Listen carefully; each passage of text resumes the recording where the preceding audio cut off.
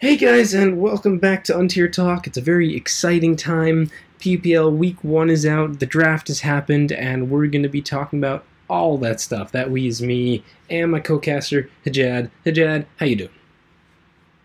Not too bad, bro. Not too bad. Looking forward to this upcoming PUPL. It's looking great at the moment, must be said. Yeah, let me just turn you up a little bit. That should be a little better. Alright, so we're just gonna hit the basic estimated power rankings and then some predictions. Nothing too fancy there.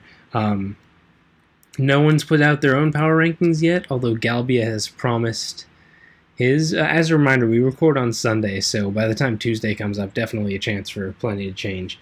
But yeah, for now, no one's really offered power rankings or predictions, so we're gonna head into them, fairly unbiased without anyone really, influencing us with their own posts. So, I know we disagree on a decent amount on where we would put the teams. Do you want to start with what you think? Yeah, I'd just say that I would just like to start with saying that sort of proves a testament to how close the draft is. There's no clear number one team. There's no clear worst team either. So I think it bodes well for the season. But yeah, not including my team, of course. I basically picked the Marowaks as the strongest team. So that's the Horn team with that's starting this week, and they're playing my team. Mm-hmm. Pretty much the reason why I put them at number one is just their depth in Sun and Moon, and when you have Dundees and Auras, that's pretty much a guaranteed win if he plays well every week, pretty much. So I think over the course of a season, they won't sort of slow down when it comes to SM building, which a lot of teams last year tended to struggle with, including my team. So I feel like they'll be at the forefront. Yeah. Yeah.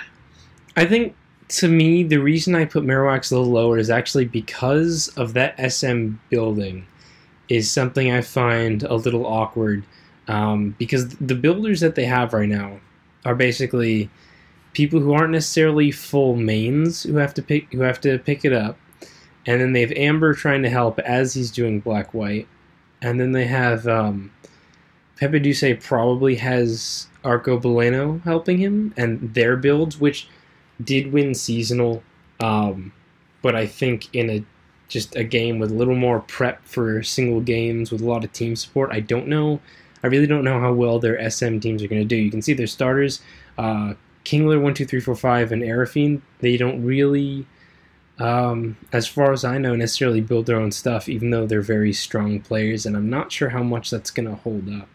Oras, I agree, probably the strongest Oras group out there, except maybe the Blossoms.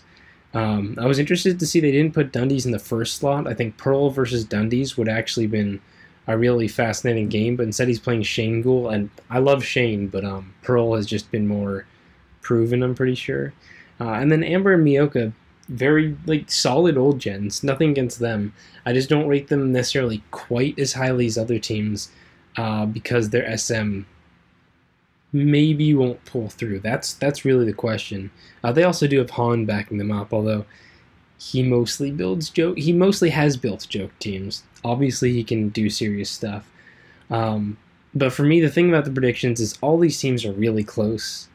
All these predictions are kind of based on if people are going to keep performing at the level they have in the past. And you always see upsets. You always see people pulling it out of their ass and doing way better. TSR was nobody in PU, and he crushed Exhibition. And it's will he do that again? Maybe will he? Won't he? That's the whole question. So really, with predictions, you kind of have to go based on past performance, and I don't think that's necessarily going to be super effective here. I think most people's predictions, when they're not going to get it entirely correct because of that. So someone's going to pull out a surprise. It might be the Marowaks, but to me, not quite as strong in the SM department as I'd like. All right. Who do you think? Who would you put at number one then? So if we're going team by team, let me put my number one. Obviously, me excluding myself, you excluding yourself, or your number one. Yeah. I'm gonna put the team with the worst name, Team Boku no Pika. They're obviously still a questionable team in many respects, but if any one team A has strong has people who've proven themselves, and B also looks in a good position to pull off some upsets and people performing above expectations, I think it's them.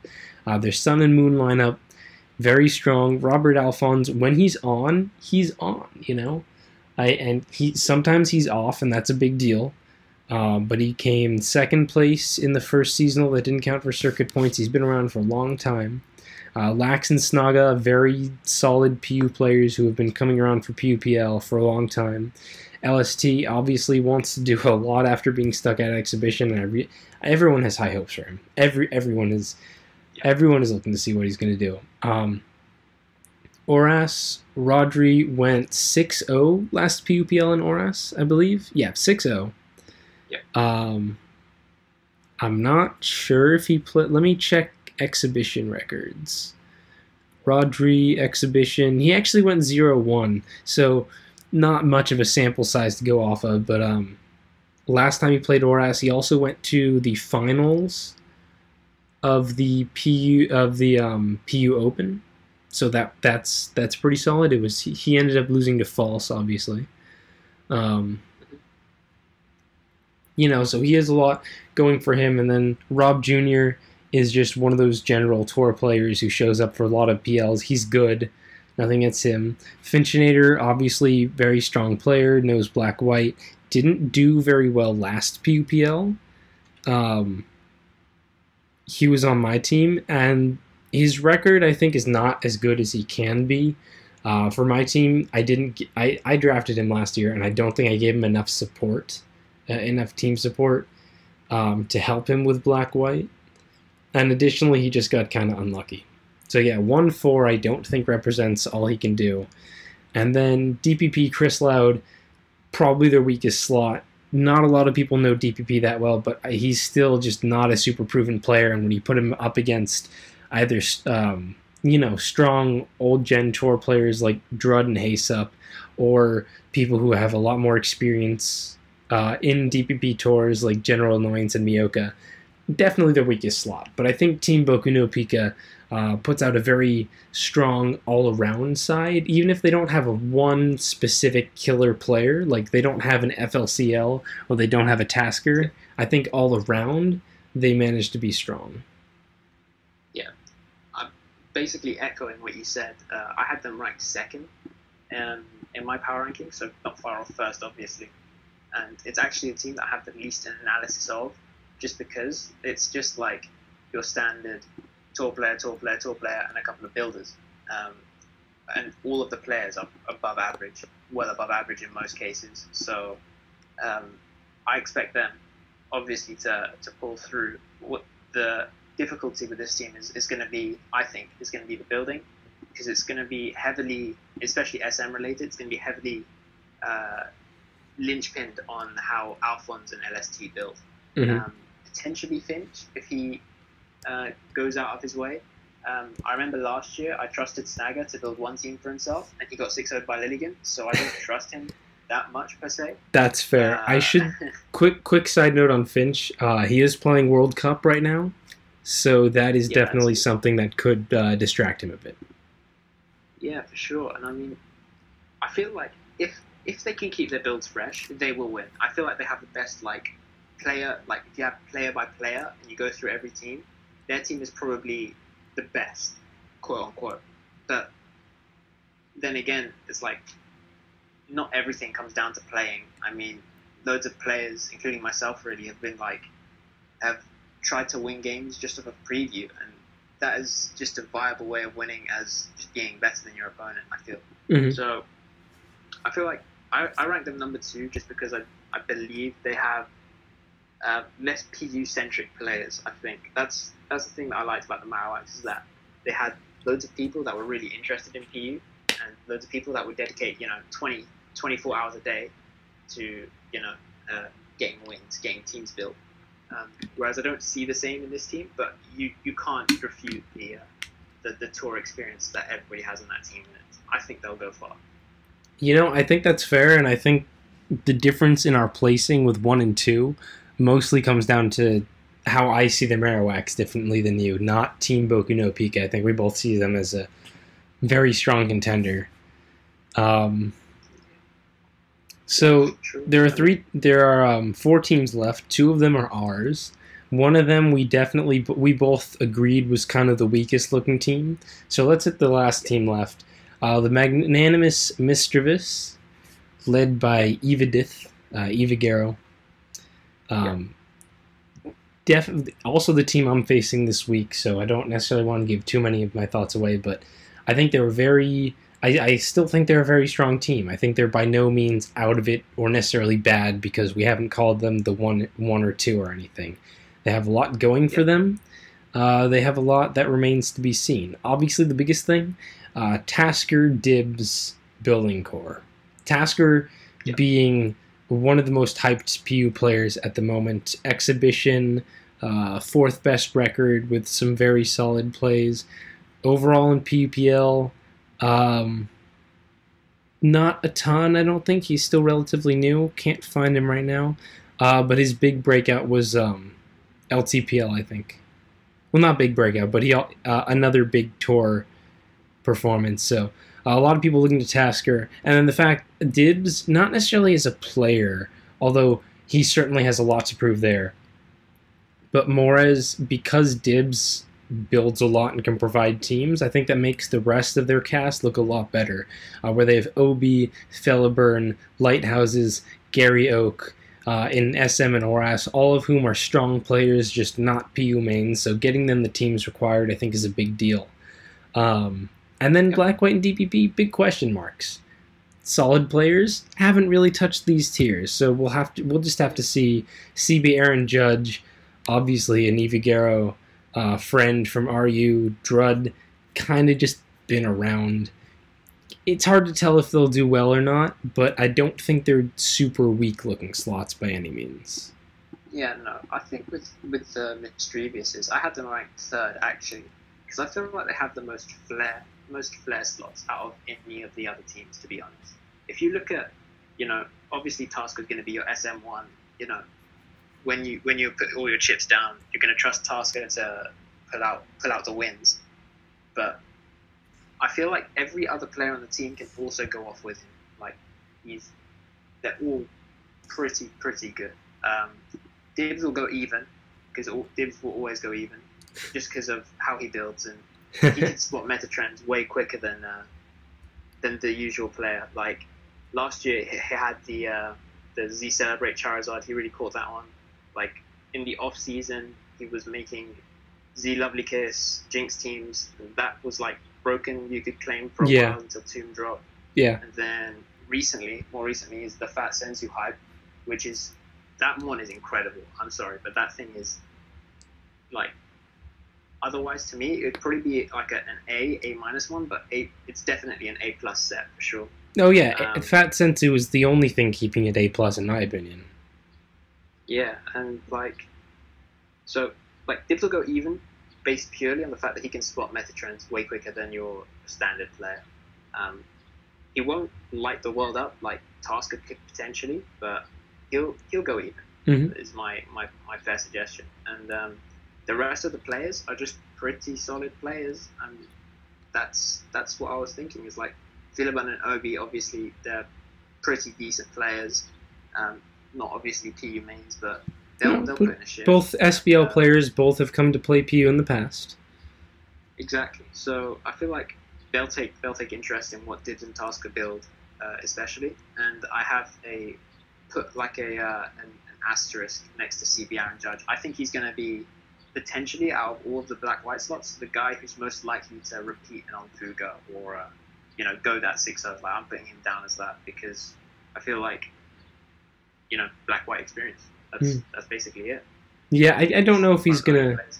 I don't know if he's gonna quite pull off an Onfuga. For people who aren't aware, Omfuga is 16-1 in PUPL overall, always playing black-white, 16-1. I don't think he's going... Like, last PUPL, Omfuga went 6-0 in black-white. I don't think that's going to be Seabear and Judge. But yeah, and the other big thing that this team has is team cohesion. They are all friends. They all know each other. They've all been around the RU circuit. Ivagero hit up his friends. All people who I think definitely could have been drafted anyway, maybe with the exception of CB Aaron Judge. I don't think anyone other than Ivagero might have gone for him. But yeah, definitely hit up his friends, and they're going to have very good synergy there. Especially Dibs just being like the one odd person out is also just a huge cheerleader. I should say with these analyses, we're mostly looking at lineups. We're not looking at subs or anything right now. But team support, obviously a big factor.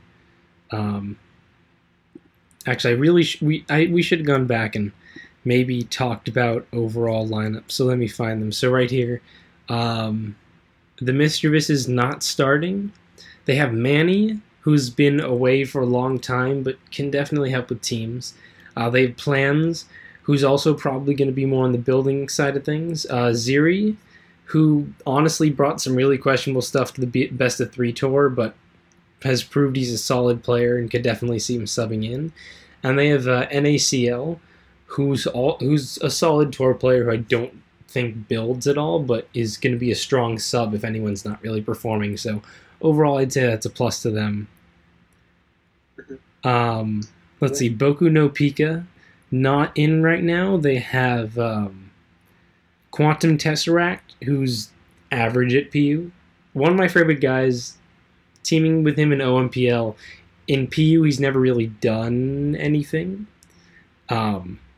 Obviously, though, he's been playing it for a while and has potential. And Santu, who's just like a huge question mark and might do things and might not do things. And there's really no way to know. He's a massive... Santu is one of those players. Yeah, I've teamed with Santu in the past, and he's one of those players that's really fundamentally sound. Like his ability to pick plays is second to very few people. But obviously he doesn't build PU, so it's like one of those tour player slots that will obviously be able to play, but not necessarily PU. For sure. But yeah, he's solid. He'll be a solid sub. Yeah, and then Marowak. Here's the thing: there have been some trades that happened that haven't gone public yet, and I just realized that might affect some of these sub slots. Oh yeah, no, I've got the trades. Who were they again? Okay, so there was like one big trade that happened. I believe that Horned on the Marowak traded to me triangles in exchange for Trash. Kingler 1, 2, 3, 4, 5. Oh yeah, no, okay. And then he didn't have triangles in the first place, but he traded with Genzion to get triangles. He traded trash. He traded trash to Genzion. Right. So he gave so the Marowak gave trash to Genzion, and Genzion gave triangles to the Marowak. Yeah. And then your team gave Kingler. Yeah. Gave Kingler to the Marowak in exchange for triangles. Yes. Right, okay, and Kingler is starting this week for the Marowak. Okay, so that's a little bit stuff. So, as subs, Marowak have nothing different, actually. They have Trash. Or did you just say they traded Trash? They traded Trash. Yeah, they don't have Trash. They have Ryza, who is actually good building support, so definitely helps with what you said on building. I was a bit skeptical, but Ryza providing teams can definitely help. He's a good experienced player. They have Rapture, who's probably more of a sub, but a good sub. All-Star Apology, also very useful for teams. Mysterious M, solid sub. So yeah, I actually think their subs does make a difference in their evaluation. I don't know that I'd put them above Boku no Pika anyway, but I do think that actually does make it a much more difficult call in my eyes, particularly with Ryza and All-Star helping to provide teams. Yeah, All-Star went for quite a chunk of money. I think it was like 8.5 or 9K, and so I'm surprised not to see them start with him. Yeah, that is definitely interesting, especially when Kingler is starting. I don't know about. Yeah. Kingler was good at PU. Sorry? Kingler was good at PU. I should say that. It's just that he hasn't really played in a while. Oh no, Kingler's crazy. Kingler's on massive form right now. He's 7-0 in LCPL at the moment. 7-0? Obviously, it's not PU. No, but that's quite a good record. So yeah, Kingler's like 7-0 in LCPL at the moment. So obviously that doesn't directly translate 1-to-1 to PU, but it obviously shows that he has that ceiling. He has that capability of playing Pokemon at a high level, so he'll do well for sure. The reason I traded him was for more Brits on my team, so I could get the most out of Triangles, because I know him personally, how much potential he has, but not necessarily other people don't know that. So I was kind of desperate to get him on my team. Okay, so I think that's fair. All right, so anything else on the Mischievous? I think we went pretty well into them overall. Yep, pretty much. That's what I'd say. Yeah. So next is the team that we definitely both thought was the weakest. There's no way around it. I do think they're still close. I do still think they absolutely have a chance to get to finals. But you have to call one team the weakest. It's a rankings. So what are you gonna do? And for us, that was the Beastly Bellossums and their manager Genzion. And it's still like they're not bad. Like, you look at their SM starting lineup, they've got Genzion and FLCL, two very strong players. Charmflash, strong tour player. Yogi, total wild card. It's impossible to know how he's going to do. Overall, like, I wouldn't favor him versus someone like Snaga, or looking at other people starting in the third slot, Obi or Arafine, but I also could absolutely see him winning, so it's tough. They're Oras. Two good players who quit, but if they come back and they get back into Oras, then they're good. False and Romelin, like, that's a really strong Oras if they're active and, hang around. Quite quiet, playing Blacklight PU before pretty much anyone was, before I was a part of PU, before you were a part of PU. He was playing Black-White PU. Obviously, hasn't touched it a ton. Not necessarily as good as for being a known player overall as someone like Finchinator or Amber Lamps, but not bad. And then General Annoyance, one of the better DPP slots, always one of the most innovative people who's really stuck with DPP. So it's not to say that they're bad in the slightest, it's just they're not quite as strong. Yeah, no, I think they just don't have the same depth, like in numbers, as the other teams have. Like, you could viably see, like, on all of the other teams, they have like really good tour players as backup slots. You know what I mean? Mm-hmm. In this team, you have Sakai, who hasn't done anything really in the tour scene, but I guess he plays NU a bit. Yeah. And Uber Skitty, who's just like an inexperienced room. I think Uber Skitty's probably going to be helping out more on the building side. Yeah, for sure. But if let's say Yogi needs to sub out, or Yogi's really in a rut, or one of their QQ doesn't want to play a game this week, for example, who are they gonna sub in? Well, other than Sir K and Uber Skitty, they've got Roman, who has done okay, but is not someone you can be like super hyped over. He's fine, and he might do wins, but he's not, he hasn't really proven or done anything huge. You have the 50 MPH, who's like the weirdest person to talk about ever. All I'll say is I don't really expect much to come out of him when they have stronger Oras players, but he's there, I guess. Yep. They have Triangles, or do... No, they have Trash. They have Trash now, yeah. Sorry. Looking at the old lineup. Trash is a solid player to sub in if he gets past the team. And, you can't really say much bad about him, but nothing huge either. Probably a better sub than Roman. And then they have Yeah. J. Chloe, who has not really done much in the way of tours, not done a ton, but is at least Yeah. definitely a solid builder, and I think you could definitely see something out of him. So yeah, Yeah. they're not terrible by any means, but I do agree that there's nothing that makes me like jump up and down, like damn, they're good. Yeah, I mean, this is the team where if all their heads drop, like, is giving away 6 activity wins. Like, there's always that team that may potentially give like 2 or 3 activity wins a weekend. This is potentially that team. Yeah, I mean, Asterisks. I will say the Yeah. people who their biggest wild card in terms of activity, Raw Melon, who quit halfway during the last PUPL, and False, who hasn't touched PU since he quit at the beginning of Gen 7, just because he didn't like Gen 7. Like, he didn't like SMPU. Yeah. It's not like he just raged out of PU or something. He likes ORAS. He didn't like SM. Yeah. But, like, if they were to go, they do have the 50 MPH and then trash to pick up ORAS, so that wouldn't be terrible. Yeah, I mean, this is the team that it's just one of those teams where, you know, FLCL is going to be concentrating obviously on his playoff attempts with Canada in World Cup. That's also same true. with False, which is going to be concentrating on Oceania. I just feel like the team overall, like, if they start on a good foot, I can see them going quite far. I can see them potentially making like a playoffs run. But if they lose first week and then they end up losing the second week, I expect them to like not do anything. Yeah, if they It's- lose it's- momentum, that's definitely huge. I agree.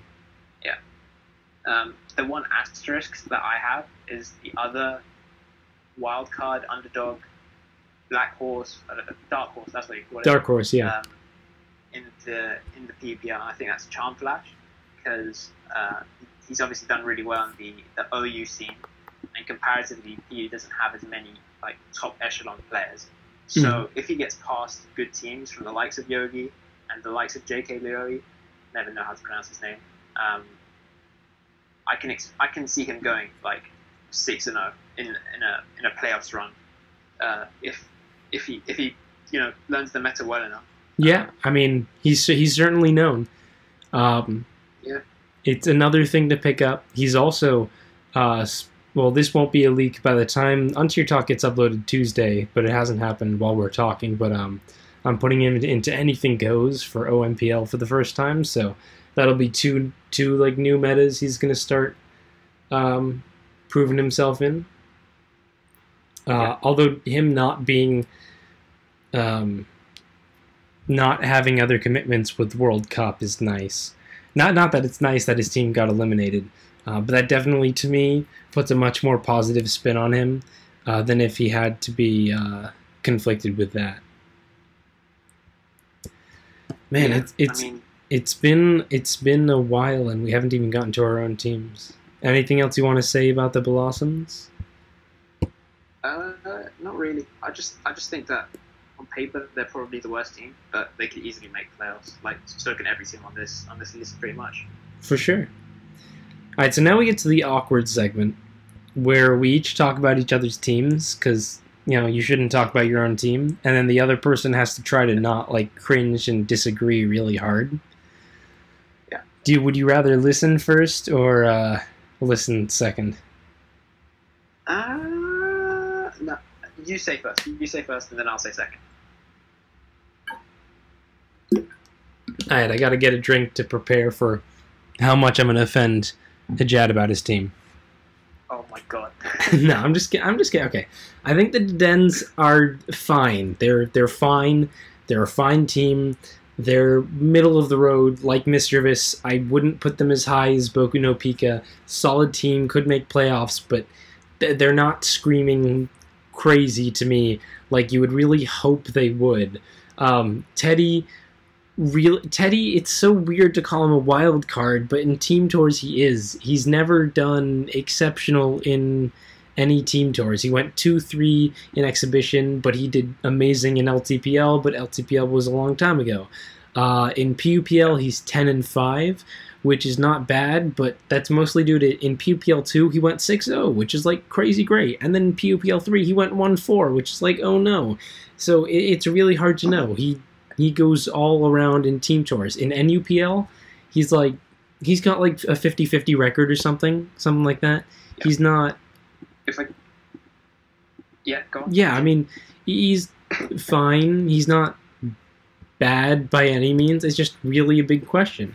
Second slot, Hajjad. You're Hajjad. You're good. You're very good. I think you're definitely like you can't. No, you're good. You are. I would say their best SM slot, and the builds that you provide are going to be very key, especially with Anti backing up. Anti has been very experienced with PUPL for a long time. I don't know how super active he's going to be, but if Anti really gets into it, especially with the whole like mostly British team, like really pulling together that team cohesion, I think that's pretty big. Ham, I'm not impressed. He's a very... I know. I'm sorry. Ham. My recent experience has been with him in Anything Goes, where he's a player who kind of only gets wins if other people lose at him, myself included. I've lost at him. But he's not great, and sometimes he plays really shit, and sometimes he plays better, but like Teddy, very much a wild card. Oras. Pearl has put a lot into Oras. It's weird to say that he's actually that good, but I would say Pearl is maybe like the Oras starter I'm the second most hyped to see. But Shane Gould uses a lot of questionable stuff, and I love Shane Gould, but it hasn't necessarily panned out for him a ton recently. I love Shane Gould. Shane Gould's great, but it's hard to say conclusively exactly how well he's going to do at anything. Although Pearl and yourself backing him up, fine. Wouldn't put him at top, wouldn't put him at the bottom maybe. Black-White. Honchkrow is probably going to try, but I really don't know where to put him. He's not super experienced with Black-White. I definitely saw him going into Oras, so he's going to have to try to pick it up and see what happens. He's probably like the weakest person starting Black-White, but he's far from bad and might perform. And then DPP, Haseup. Haseup is also, like, he's a very established DPP player, several tiers of DPP. And last PUPL he went 5-1, so yeah, can't really say anything bad about Haseup. Subs for Dedens, we have Jerry, probably just going to get past the team and he's fine. One True Lycan, probably just going to get past the team and he's fine. Real FE13, probably just going to get past the team and he's fine.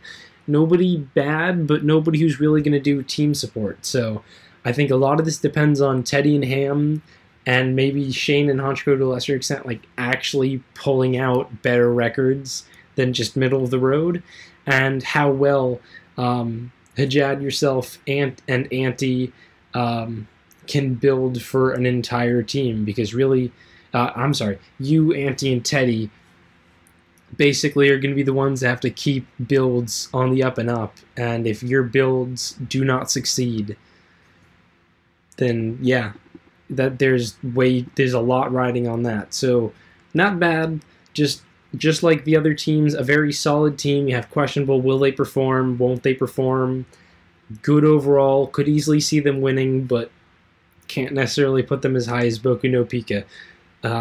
Really, because there's kind of an intangible upset factor. I think every team is very close to even, and there's this intangible upset factor, which team is really just going to like go on a tear unexpectedly. And the Dedens, I don't get that strong a feeling from you guys. I just don't. Yep. So no, yeah, that's fair. That's how I see Dedens. I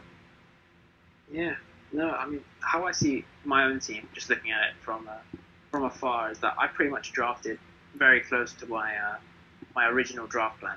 So there obviously is that large British cohesion. Obviously, I'm going to get Teddy. That's something that I'm going to do. Mm-hmm. The big thing that you forgot first time around when you were talking about Teddy is that he has a dirty SPL record. So like he's got something stupid like the most amount of wins in SPL for an NU player. And that's true, but like he admits that he is questionable. Like, that's his words. Not really Oh anyone yeah, else. no. He says I'm questionable, so you know.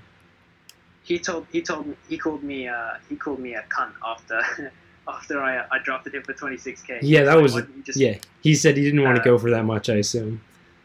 yeah, no, like he said, well, like why didn't you just flog me to a different team and then just have like this really insane draft on other players instead? And I'm like, yeah, but that would be no fun, wouldn't it?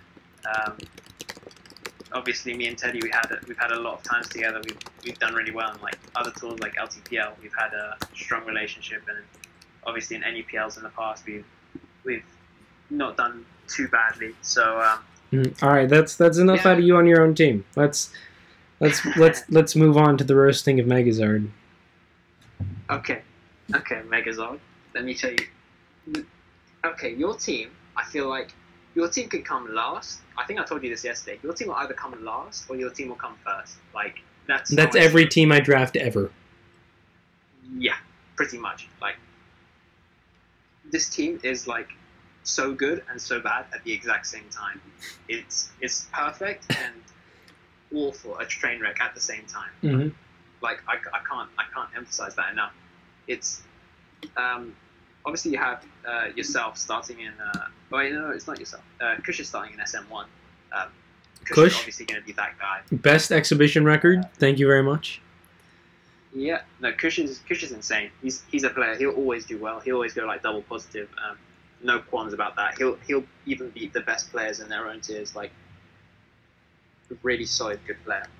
Don't have any problems with him. He'll go double. Speaking positive. of which, sorry, I know I'm cutting it to you. This isn't about my team, though. I just want to say Kushalos versus Tasker is probably the matchup I'm the most hyped for out of the entire PUPL, and it's happening week 1. And yeah, I'm almost a little let down by that. But yeah, I think that game is my favorite game. I'm so looking forward to it, no matter the outcome. yeah. Week 1 SM1. That's just like. How hyped can you be for like the start of the tier? And yeah, it'll be a great game. It'll be a great contest. So in SM2 we have Sam, who didn't do that great in the last PUP or the Smoke on Exhibition that just passed. 0-4 PUPL 3, 0-4 PUPL 3, and Exhibition he went 3-2 average. Yeah, so yeah, no, he did better than I thought he did. I thought he went 2 and 3, but yeah, no, he did, he's a good player. Like Sam's one of those players that doesn't really play conventional. He's not like me or Robert Alphonse or like a Tasker where you sort of understand where they're coming from with their builds and you can try and counter team. He's not like that. He'll bring what he wants to bring. Like he would gladly bring 6 choice banded Pokemon to a game and like not think anything of it. And just purely because of that, I feel like he's both the best signing in the world and the worst signing in the world. Yeah. Like I can see him easily going like a quick 6-0, playing a total of 20 turns in all of his games, but like he could just as easily go 0-6. Like he has that in his locker. Really high ceiling and a really low floor. Yourself, you are a really good player. Who has never done well in any Megazord. PPL. Yeah, sure, why not? But obviously, you're not going to be the guy who's going to be bringing in the wins every single week. You're going to be the guy in the back, helping people, quality checking builds, all that kind of stuff. Helping out with old gens, I think, a bit, because Pablo will need some teams past him, I suppose. So you're not just going to be like a player who just makes his own teams and then plays his games. You're going to be like, I feel like depending on how you bring the group together is going to be really indicative of how your team performs. So yeah, if you bring the team together, that's it. I feel like you're set for a playoff spot. And obviously TJ in SM4, one of those players who either will go 5-1 because he plays every single day. He'll understand the meta better than anybody else you can feel. You can understand a situation where that happens. But again, just as easily, like TJ doesn't really have tour experience. He's not proven by any stretch of the imagination. But he could do amazing, or he could do badly. Like we can't prophesize these things. Yeah, I mean, for your Auras, that's, I think, generally the worst quote unquote position on your team. Just because, like, 5 Gen, he was obviously around during the when PU was a thing in Auras, so he'll obviously do okay. TKO, well, probably similar, like okay generally, and Pablo's obviously showed that he has a really high ceiling, like based on his last PUPL performance where he went 6-0, but he's not playing in his hometown ADB, so we'll see how he does. And I haven't really seen Tony Flygon play, so I can't really make a comment on him. But if he goes even, that'll be a pretty good like return on him, I think. Yeah, you know what I do want to say about Tony, because a lot of people apparently didn't know this. Tony is not the random inexperienced in DPP person I picked up that people have asked me about. Tony played DPP before the PU Classic happened, all the way back in that time when we were waiting for Gen 7 PU to come around. Akir hosted basically just like a straight DPP PU tournament, and Tony went to semis or maybe finals. General Annoyance won the whole thing. But Tony did play there. He left an impression on me, and then he came back and said, "I want to try for this tour. Buy me, please." And I said, "Yeah, sure." So I do want to say Tony doesn't have no experience. Yeah, that's obviously that's still not as experienced as General or Chris Loud or Haysup or whoever, but yeah, people forgot about that tour completely, apparently. Yeah, no, I completely forgot about that tour, to be fair. So, yeah, I think your team, again, it's just one of those teams. Like, I put you down as, I think, 4th, just because I don't know, pessimism versus optimism. Kushlos will bring wins. It's because you don't love me. Will bring wins. TJ will bring wins. Auras maybe might cost. We'll see what happens there.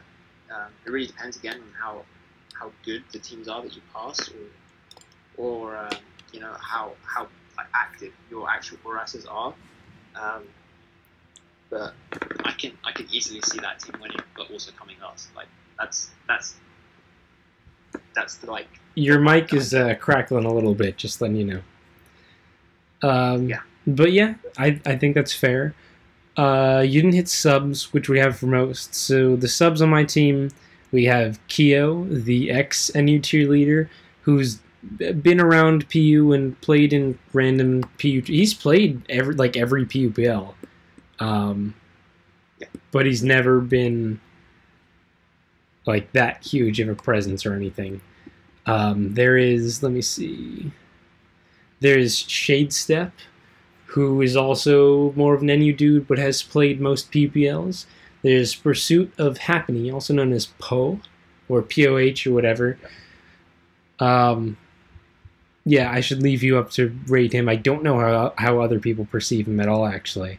And then there's Aaron Boyer and Specs Jigglypuff, the unproven PU mans. Yeah, so like obviously I know Pursuit quite a bit because we test with each other a lot, and he was trying out a lot for my team for DPP PU, and like oftentimes, well, he'd beat me like 90% of the times, apart from the times that I would like double freeze him. I can remember that game quite vividly actually. But he's a really good player, but obviously, you know, not proven. That's all I pretty much have to say on him. Kyo is a bully. He's a wild card pick. Like he'll bully players into submission just through his plays. Could do well, could not do well, depending on how seriously he takes the tour. I will say though, he's been frequenting quite a lot in the PU chat, so I expect him to do more than like decent. I'd expect him to go positive. Aaron Boyer and Specs, those are the guys that are like PU mains. They'll keep the chat alive. They'll keep the team hype. They'll build teams. They'll think of ideas, and I feel like they won't play as much as the other players, but they'll definitely have a hand in the prep for sure. Yeah, and who's your other sub? Shadestep. Shadestep is just a generally good player. Like he'll. I don't think his builds are dodgy, but he'll play well, and I think if you can like, quality check him appropriately, he'll do more than positive. I think. All right, so Yeah. sorry, you got more? I thought that was. No, that's pretty much it. Like, it seemed pretty fun. Yeah, okay. So you got a little word on your team. All I necessarily want to say about my team is I was quite happy to get Aaron and Specs for a fairly cheap combo. Aaron was 4.5, Specs was 5K, so like I dropped almost a tenth of my money on that pair because to me, I'm definitely hoping that they bolster what looks like maybe a little more of a questionable ORAS and black-white section. TKO 5-gen GGGD players that I think are good, and I have, obviously my personal faith in, but I can't blame anyone for predicting them to lose because they're just not as proven. So I really did want to get some solid building support, and I'm looking forward.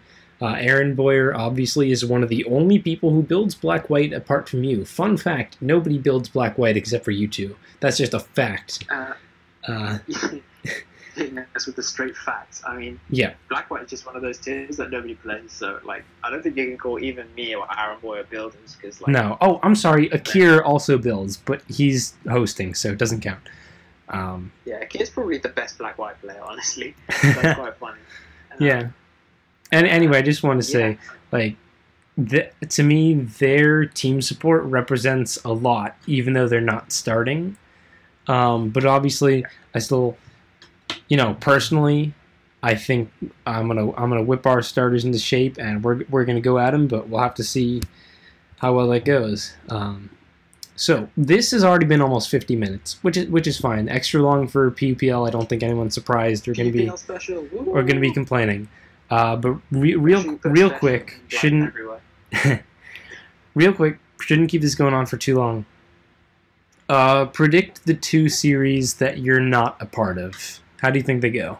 Oh, okay. So we have Boku no Pika versus the Blossoms. Yeah, don't have to do individual games unless you think they're individually interesting. But at least overall. I'll do the highlight games, I guess. I mean, obviously we both agreed that Boku no Pika are like one of the best teams, and Beastly Blossoms are potentially one of the worst. So if we look at it, I would say probably the Boku no Pikas, they come out on top in this one. Key game is going to be Rodri versus False and Wax versus FLCL, I think, and maybe Alphonse versus Genzion. Those are going to be the swing games. The rest are pretty, nailed on for who's going to beat who. Yeah. I feel like Rodri versus False especially is going to be a big one. That's the PU Open. Yeah, PU Open rematch. False is obviously like what is going to come back and be like. I agree with that assessment. I personally would put Boku no Pika winning at a 5-3 or a 6-2 potentially, but if I just had to predict the straight individual games, 6-2 is where I'd put him at, but I think it'll actually end up being a 5-3. Someone from Blossoms will upset. Yeah. I feel like that's pretty nailed on. If we look at the Drampas versus the Mischievous, okay, this is going to be a great sort of series. I reckon this series might end up in a draw. If I had to predict, if the swing game is obviously going to be Kush versus Tasker. Whoever wins that is going to have so much more like confidence going into like next week. For sure. Obviously, if you have like wins, I think wins in old gens is going to really, really what decides this. Like Drug versus Tony Flygon, CBT versus Pablo, Gary versus 5-gen, TKO versus Lighthouses. Those are going to be the games where the best prep team is going to win. So totally fair. Yeah. I also think that's the most unproven old gens 4 games. Like the other the other old gens are maybe more of like players who we've definitely seen around, but Tony, Drud, GGGD, specifically in Black White, CB Aaron Judge, TKO, Lighthouse's Gary, none of them have necessarily gone too huge on these gens before. TKO has actually played a decent amount of Oras and random tours, so whatever. But it is definitely hard to predict that because none of them have necessarily been as established as, say, Finchinator in Black White or Haze Up in DPP or whoever. Kushlos versus Tasker is also the runback from Smogon Exhibition. Kushlos lost week 2 to Tasker. And then obviously did not take another loss until the semifinals to 49. So yeah, that is a rematch. That's going to be interesting. Overall, yeah, just I think this is probably the most interesting series, but yeah, obviously you might think Deden's Marowak for obvious reasons.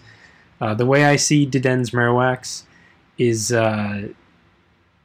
definitely the most could go either way. More of a could go either way series than Drampa's versus Mischievous's. Even though that's also really close, I think most people would say, but it's very hard to know what's going to happen because it really is like how well are any of the Marowaks going to do? How well are any of the Dedens going to do? Yourself versus TSR is a swing game. It'll also show just momentum for the rest of the series. Is TSR going to be coming in with the same fire that he has, that he did go in with in Exhibition? Shane Gould versus Dun. I can't lie. He's gonna bring some crazy shit, and I'm gonna be on the Shane Gould versus Dundee's. Even though I think I would solidly predict in favor of Dundee's, it is also his big comeback game, so it's worth calling that a highlight.